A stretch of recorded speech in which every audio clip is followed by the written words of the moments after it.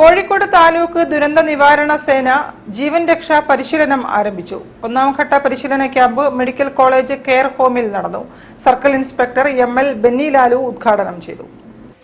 ചെറുതും വലുതുമായ അപകടങ്ങളിലെ തത്സമയ രക്ഷാപ്രവർത്തനം, തൊണ്ടയിൽ ഭക്ഷണം കുടുങ്ങിയാൽ, കുഴഞ്ഞു വീണാൽ, വാഹന അപകടം, തീപിടുത്തം, പാമ്പുകടിയേറ്റാൽ തുടങ്ങിയ വലിയ ദുരന്തങ്ങളുടെ മുന്നിലെത്തിപ്പെട്ടാൽ സ്വീകരിക്കേണ്ട നിരവധി കാര്യങ്ങളാണ് ക്യാമ്പിൽ പരിശീലിപ്പിച്ചത്.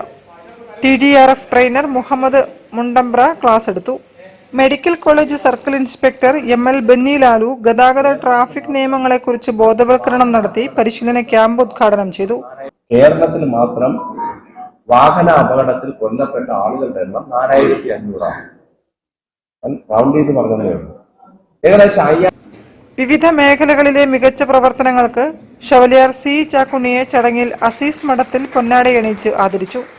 മുഖ്യാതിഥി Malabar development council president Chevalier C Chakkunni ഇത്തരം ജനോപകാരപ്രദമായ ക്യാമ്പുകൾ കാലഘട്ടത്തിന്റെ ആവശ്യമാണെന്നും ഘട്ടം ഘട്ടമായി മറ്റ് ജില്ലകളിലേക്കും സംസ്ഥാനങ്ങളിലേക്കും ക്യാമ്പ് വ്യാപിപ്പിക്കണമെന്നും പറഞ്ഞു.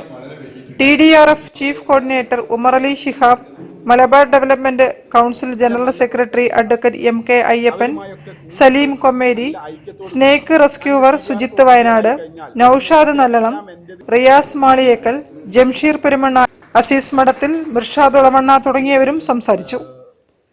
News bureau, Kozhikode. Doctor Sayed Salman charitable foundation രണ്ടാമത് അവാർഡുകൾക്ക് എൻട്രികൾ ക്ഷണിച്ചു.